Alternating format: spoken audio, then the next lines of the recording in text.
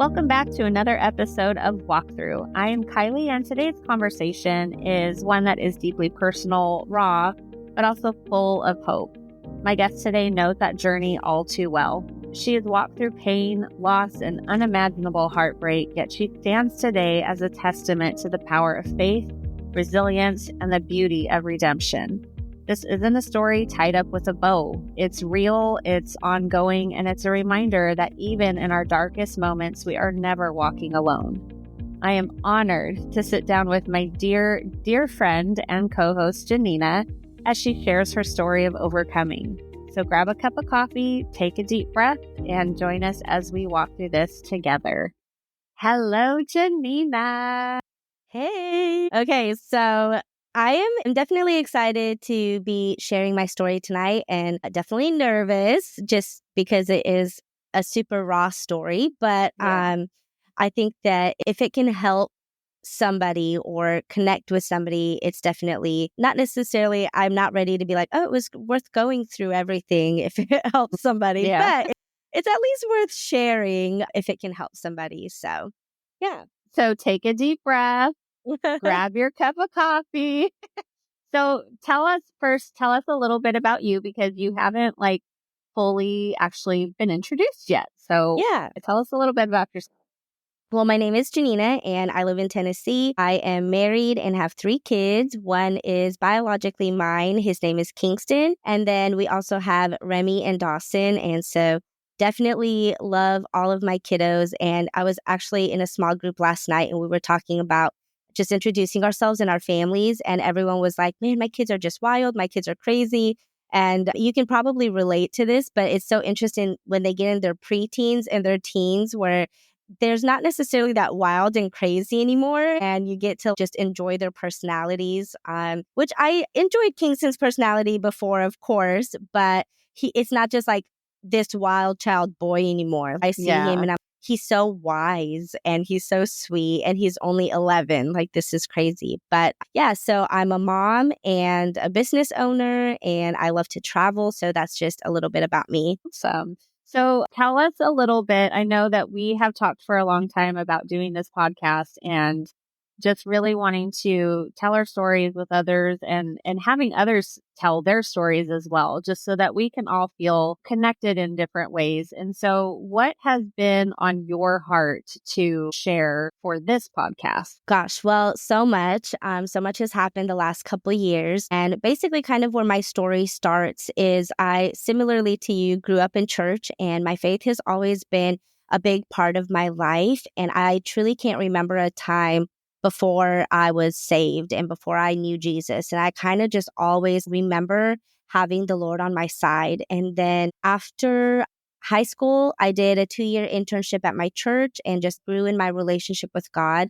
And then after that, I moved to Tennessee and became a little bit of a wild child. I think just kind of getting out on my own and exploring the world and living by myself and, of course, being in the music industry. But I never lost my faith, even if I wasn't walking step in step with the Lord. I always believed and I knew he had more for me, but I just wasn't necessarily walking in that at that time. And then in my mid-20s, I got married and had a kid very shortly after. In that process of having a child within the first year, I had realized that the person that I had married was addicted to drugs, which was obviously really hard, especially being somebody who was such a strong Christian all my life, to suddenly be like, how did I end up here? How did I end up in a position where I just was so completely unaware of what was happening around me? And I think a lot of times people ask, well, you had to have known, you had to have seen signs. But truthfully, I didn't. And I just was really naive because I loved him and I wanted to make that marriage work. And so I was really naive. And I think that's one of the hardest things about addiction. And anybody who has loved an addict, whether as a friend or spouse or family member, I think the hardest part is you see them beyond the addiction. And I think that's a necessary part of it, because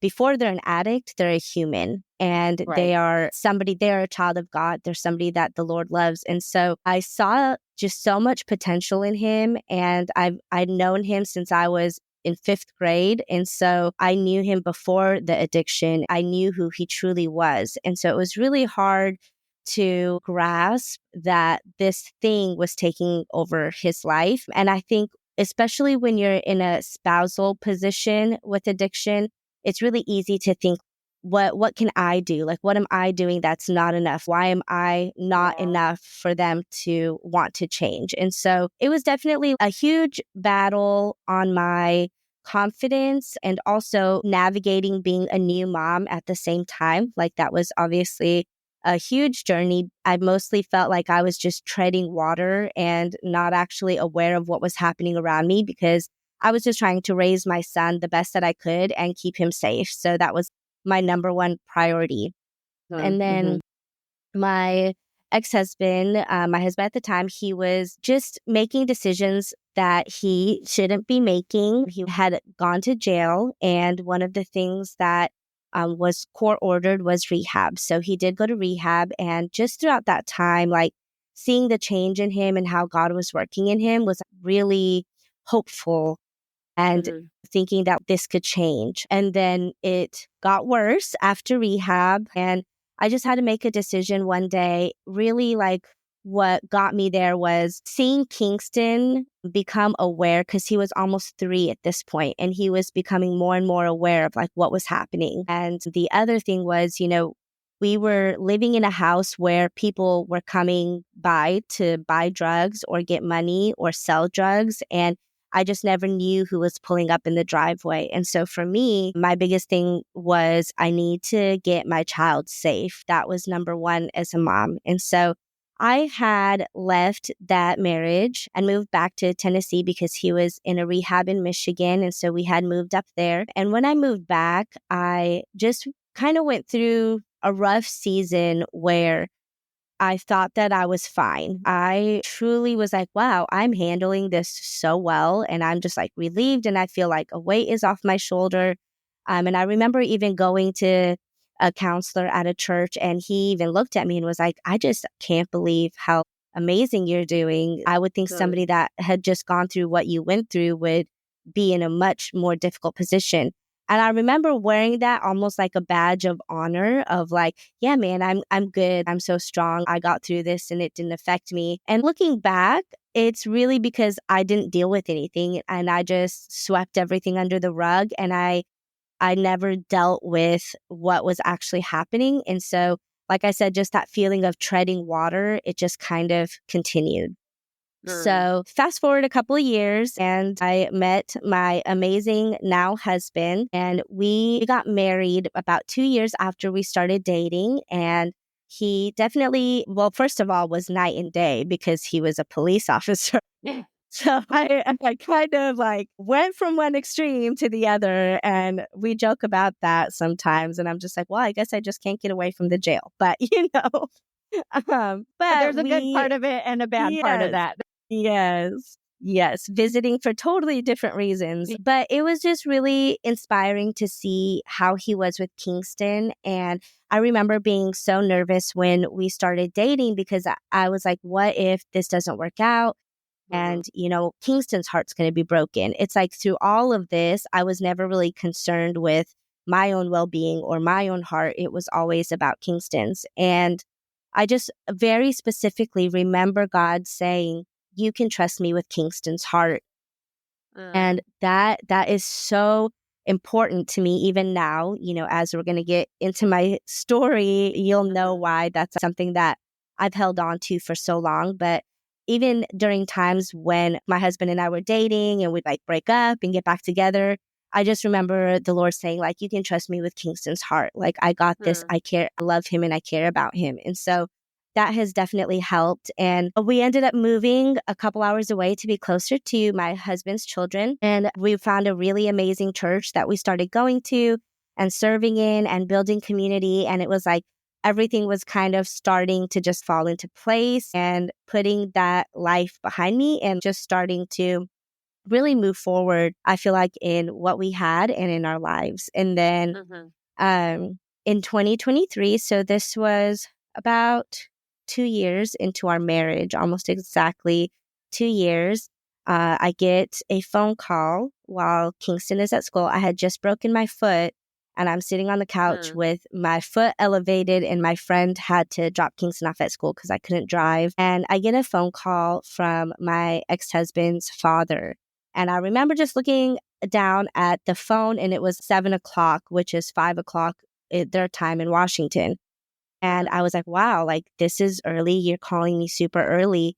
And he's like, well, I have some news to tell you.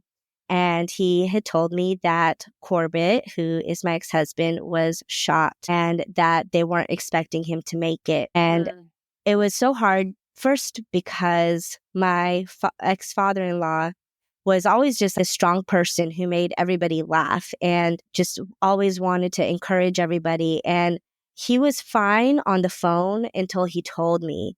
And then once he told me and I got quiet, he broke down. And so just made it real for him. Yeah, I think for sure. So that was obviously like a very shocking situation.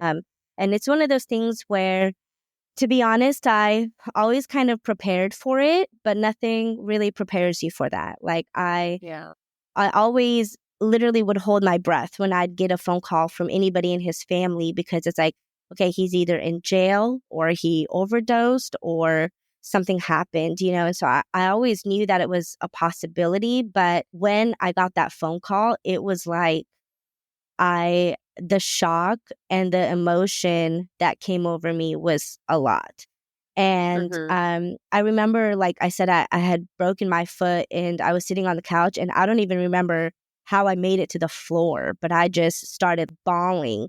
And all I could think of is, how am I going to tell Kingston when he gets home from school? Yeah. Like, how am I going to process this with him? This is going to absolutely shatter him, because even though he hadn't seen his dad in a couple of years, I mean, Kingston and his dad were like two peas in a pod, and he thought that he hung the moon. His dad was like his superhero. And so I spent probably the next, 4 hours, however long it was, just crying out to God, like, how am I going to tell Kingston? You're going to have to help me with this. And my husband came home because I called him and told him what happened. And he came home, and I can't even imagine how uncomfortable this was for him. But I was just like bawling in his arms. Like, I was just hysterical. And I think partially where this came from was all of those emotions and feelings that I never dealt with when I ended my marriage. Like, everything that I never healed, like, came crashing down all in one moment. Like, all of the trauma, all of the, especially going through a second marriage. I think one thing that I learned is I was not perfect, and I think, not to make any excuses or anything for my ex-husband or what we went through, but I think while I was going through that situation, I really felt like a victim a lot, and I blamed him a lot for everything that happened. And then kind of getting remarried and seeing some of the same patterns of fighting and things, that I was like, you know what, maybe like some of this is me. And so just feeling that guilt that I never took ownership over my part, and I never I guess if I can say it this way, like, he died carrying the weight that everything was his fault. And that was something that I kind of had to navigate and heal from. And so Kingston came home later that day. He got dropped off by my friend, and my friend, I had told her what happened, and she went and got him a chocolate bar. And when he came home, he was like so excited that he got this candy bar. I honestly, I don't remember how I told him. I think I told him his dad had been in an accident, or there was an accident, because I didn't want to say, like, your dad was shot. And so I just said that there was an accident and something happened and your dad's in the hospital, and I don't think that he's going to make it. And we have to go to Washington so that you can say goodbye, basically. And I mean, you can just imagine Kingston was like hysterical. It took hours to calm him down. It's so weird because once I calmed him down, he asked me, he said, "Did my dad get shot?" And I don't even know Oh, how he wow. knew. Yeah, he's always had this like gift of he just knows things. And I think that had to just be the Holy Spirit, like calming him and like telling him before he had to find out in a different way. So we ended up flying to Washington. And Kingston was, it was very hard in the hospital seeing his dad that way. And they confirmed that he had no brain activity. And so Kingston got to say goodbye, which I think was a really important thing. A lot of people were kind of like, "Are you sure you should take him?" But I just knew that if Kingston didn't go, it was not going to be a good situation later on down the road. Yeah. So definitely thankful that we went. And honestly, I don't remember much of that year after that. I feel like I don't. I don't know if it's shock or grief or PTSD or some kind of trauma, but I remember very, very little of 2023, Mm. which I guess is probably a good thing. But it's like all of a sudden I woke up and it was January 2024. I truly don't Wow. remember a lot of what happened. And what's crazy is even going through my phone, sometimes I'll scroll back from pictures and literally my phone goes from March 2023 to January 2024. It's like I lost like 8 months of my life. Wow. Yeah, it's so weird. So, anyways, we get into 2024 and we're like, okay, we're going to put 2023 behind us. We're done, like, no more. And actually, like, March was such a bad month for us because, it's the month I broke my foot. It was the month Kingston broke his arm the year before that. And then, of course, it was the month that Corbett died. And so Kingston and I were like, you know what? We're just going to do February twice. And so Yeah. we celebrated his birthday twice, we celebrated Valentine's Day twice, and we just completely ignored March. And so Mm-hmm. I forgot to mention this part too, but a month after, see, this is me forgetting all of 2023. A month after Corbett died, his mom died. And so that was like another big loss that Kingston had to deal with was his grandmother Yeah. passing away. And so it was really tough because Kingston was like, Yeah. he was 9. No, he was 9. Okay, so he's 10, he turns 11. So yeah, he was 9 at the time. And that's very heavy. It's a lot for a 9-year Yeah. old to carry. And then in October, one of his friends passed away in a car accident. And so it was just a Yes. super, super, super hard year for him. And then in 2024, things kind of finally start to wind down and it seems like life is getting on the right path. And then in June, we lost Kingston's grandpa. And Mm-hmm. that, obviously losing his dad was very, very hard, but his grandpa was like his best friend. And so Yeah. that was a huge loss. And honestly, his grandpa was like a second dad to me also. He always loved me as his own, even after the divorce. He cared about Kingston. He cared about our whole family.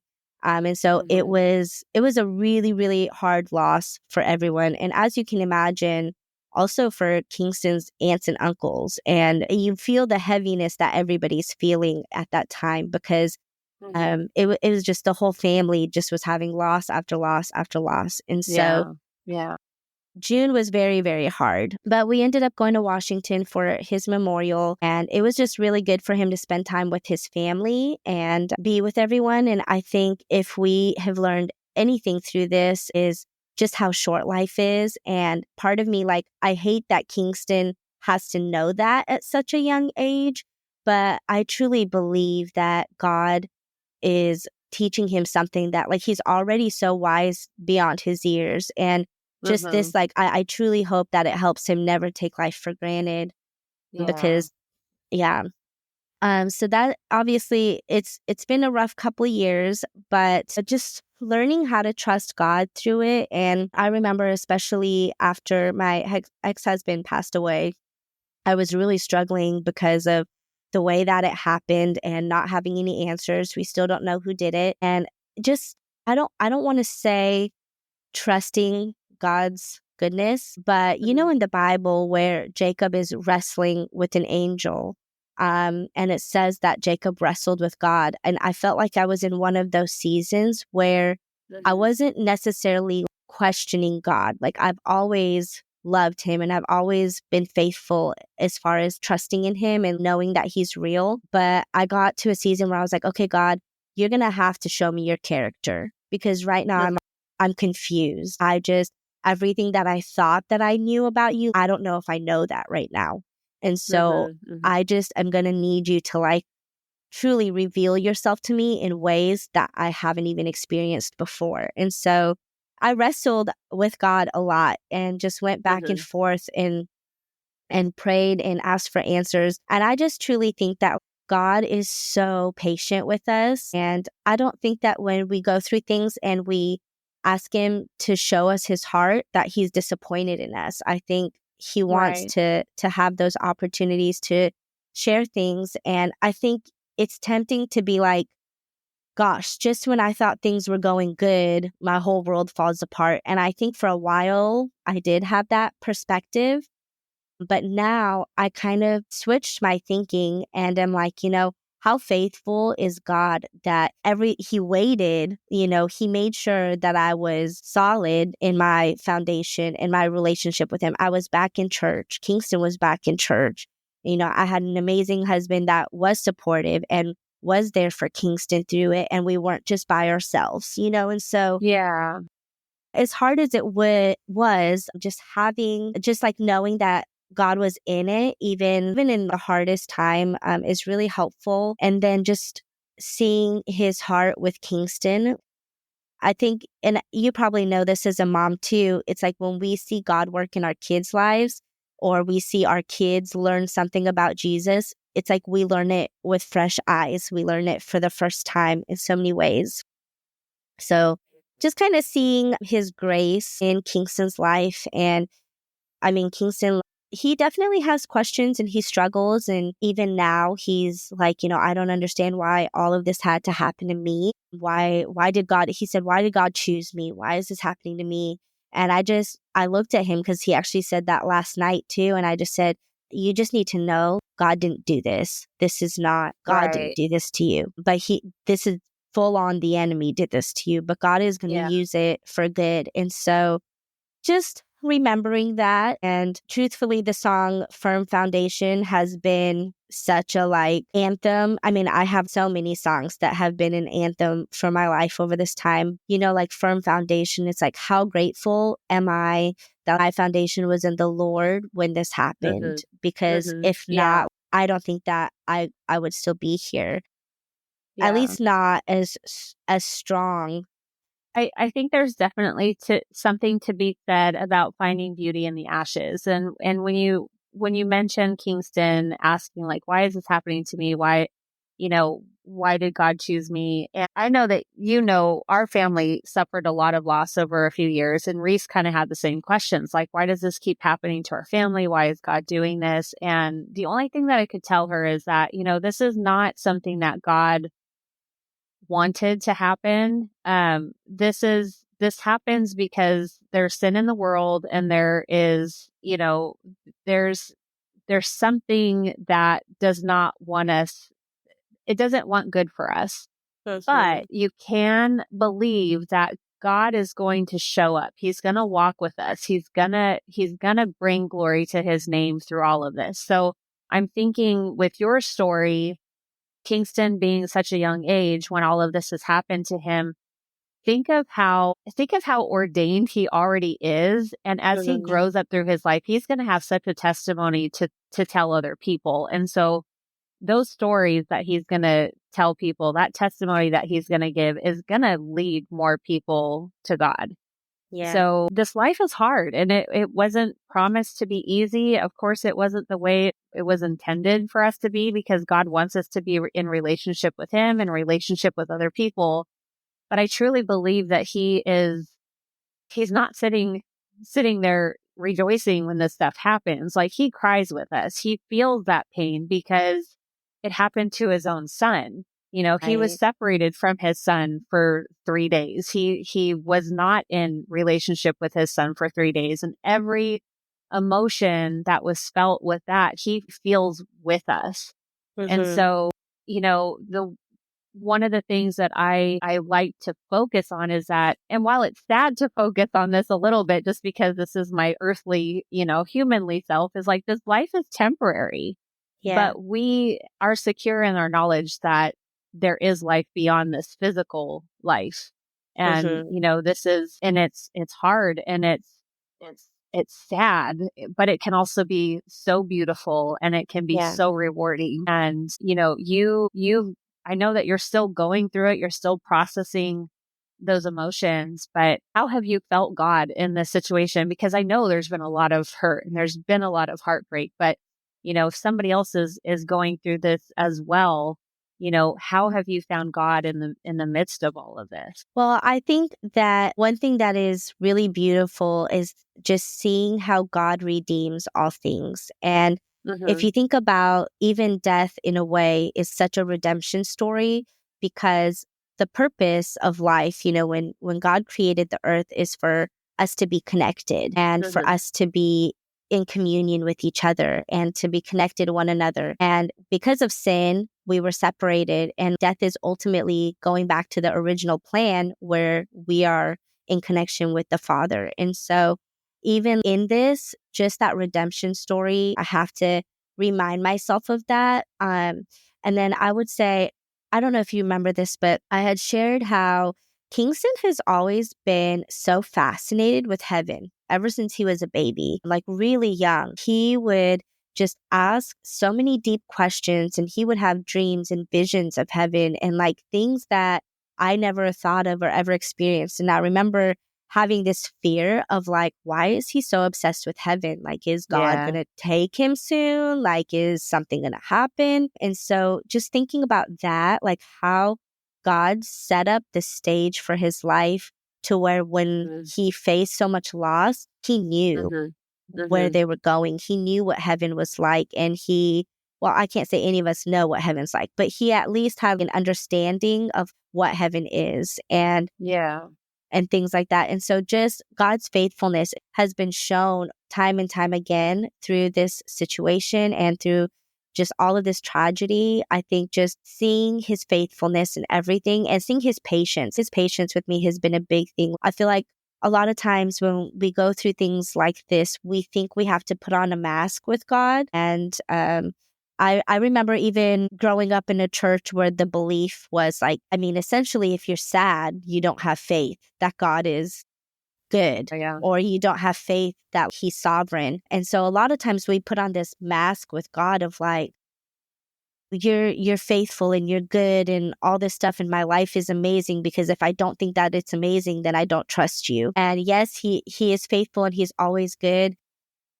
But he's so patient. Like I read the Psalms and just where David is like weeping and he's like, God, where are you? Like, how long are you going to let my enemies have dominion over me? Like, how long are you going to stay silent? And so just giving myself permission to feel those things and feeling Mm-hmm. God, like not necessarily even giving me an answer, but just like being there and being like, I Yeah. understand. I connect with you. Like, I'm here. Even if I can't Yeah. tell you why this is happening, I'm here.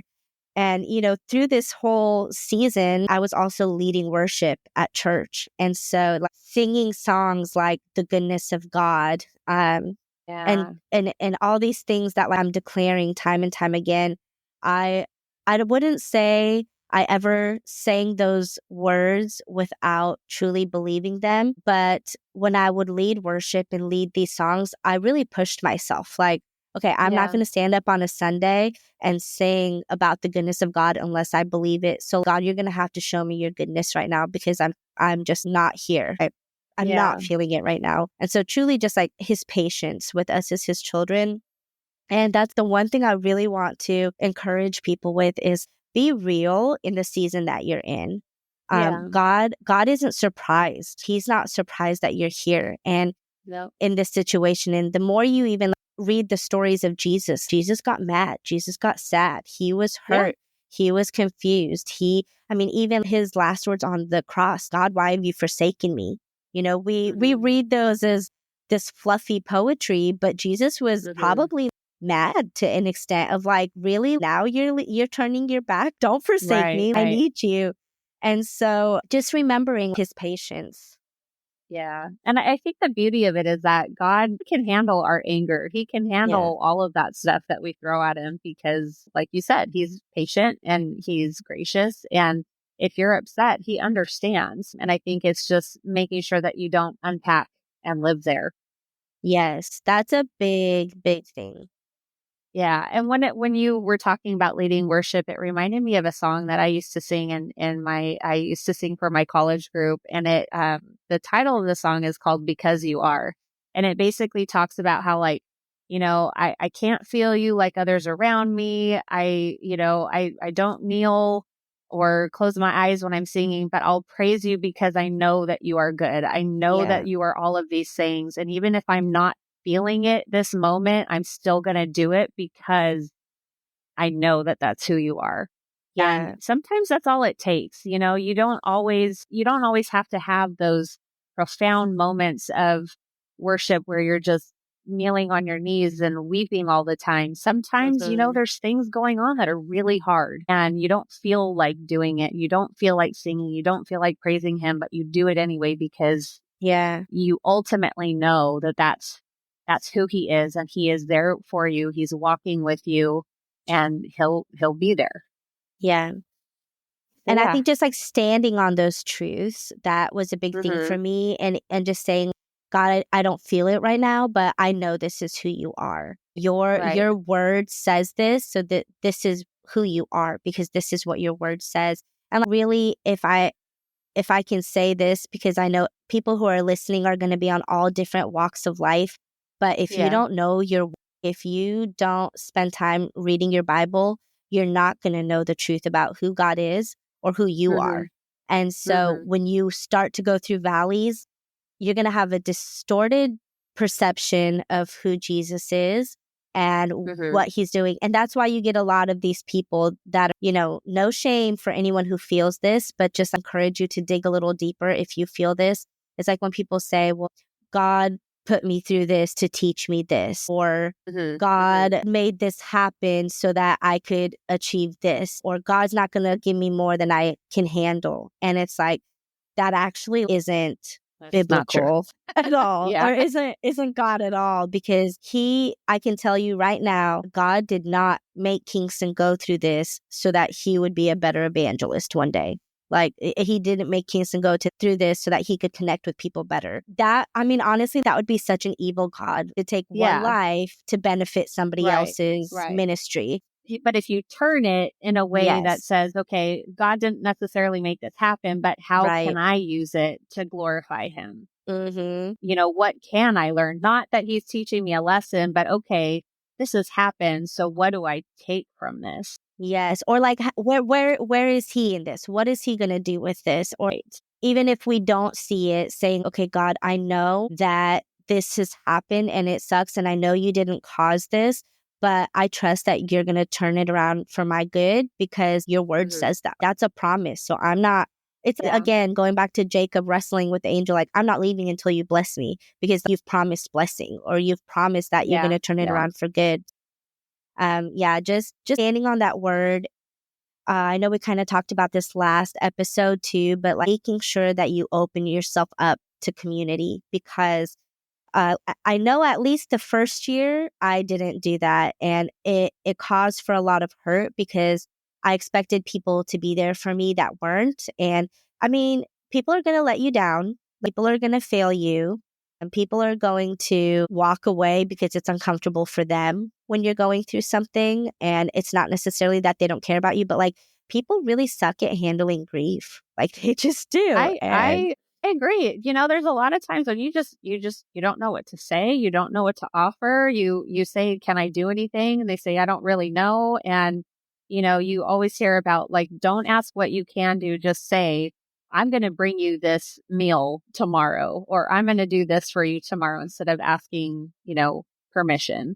yeah. And one of the things too, just kind of backtracking a little bit, sometimes it takes time for God to reveal himself in certain situations. Mm, So yeah. it could be days, it could be months, it could be years. And so what I would like to encourage people to do is to not stop, praying for him to reveal himself. Mhm. And sometimes it may not even happen this side of heaven. And that's a hard concept to grasp. And I just, there's a lot of things that have happened in our lives too, where it's like, I may not never know the reason why. And maybe it's not up to me to understand it. And maybe it's not up to me, or it's not for me to know.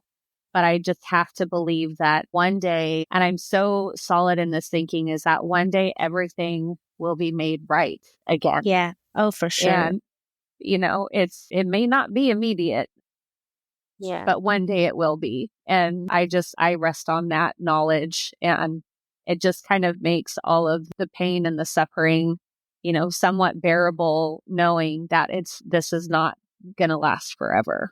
Yeah, So. definitely. And I think if I can just end on one note is, chances are if we have people listening to this, there's somebody affected by addiction in some way. And I remember when Corbett was in rehab, reading that it was like 1 in 4 people struggle with some type of addiction. And when he was going through rehab, it truly was one of those things where there was doctors there were people who were homeless there were people who were therapists there. And it's just like realizing that addiction doesn't discriminate against people. No. And I think if I can speak as somebody outside of addiction, just to say that you're cared about and you're not a disappointment. And there are people who love you and care about you and just want to see you get better. And so there's no shame. If you're listening to this and you're like, man, I've just hurt a lot of people, and that could have been me in that situation, or this could be the path that I'm on. And I've hurt too many people to go back now. I just want to encourage you. It's never too late. As long as you have breath in your lungs, it's not too late. And then on the flip side of that, if you're somebody who is faced with knowing people who are addicted to drugs or alcohol or other things, just remembering that they're a person first before their addiction. And I just want to encourage people to pray, let me see this person the way that you see them, Lord, because God cares so much about them, and they're just as much a child of God as we are. We're not any better just because we don't deal with a certain thing. And so just showing that mercy and that grace to other people, I think if I can encourage anybody to just take a step back and like look at people as more than an addict and as more than like what their sin is, and look at them for just like they're people first. They're all a son or a daughter or a father or a mother or a cousin or a friend, and they have somebody who cares about them too. Yeah. And it's important to remember that everyone is created in God's image. So every person, like you said, every person that you see has God in them. Like you said, he loves them. He created them. And so sometimes it's hard to see that because if they're doing things that you don't agree with, but it's true. And it's a constant reminder for us in our family, and for me, myself, it's like, okay, I may be really upset right now, or this may be hurting me a lot, but they are still created in God's image, and God loves them just as much as he loves me. And it's, we have a redeeming grace for sure. Yeah, definitely. That's been like my word. All of this is just redeemed. Like God can redeem all things. And so just trusting. Yeah. Well, thank you so much for sharing your heart and sharing your story. And I hope that it encourages people who are listening. If you are somebody that is struggling with this, or in any capacity, if you're struggling yourself with addiction, or if you're a friend or family member of somebody who's struggling, reach out to your community and just pray that God would reveal himself in that situation. We're so happy that you are walking alongside us in these stories and in this journey. We hope that you would continue to be encouraged by all of the amazing stories that are to come. Thank you for walking through this with me today. I know my story isn't easy to share, but I also know that God's goodness is found even in the hardest moments. If this episode spoke to you, I'd love for you to share it with someone who might need to hear it. And be sure to tune in next week. We have an incredible mama joining us who is sharing straight from the trenches. Her son just had open heart surgery, and she's walking through this valley in real time, trusting God with every step. You won't want to miss it.